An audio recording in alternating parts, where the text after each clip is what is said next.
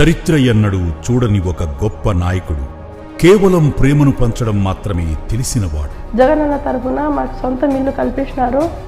తన ప్రజల నమ్మకాన్ని విశ్వాసాన్ని గెలుచుకున్నవాడు.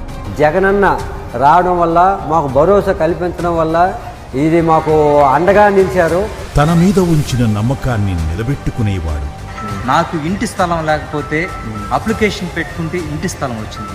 ఒక్క అడుగుతూ ప్రారంభించిన ప్రయాణాన్ని సుదూర్ఘ తీరాలకు తీసుకువెళ్ళినవాడు.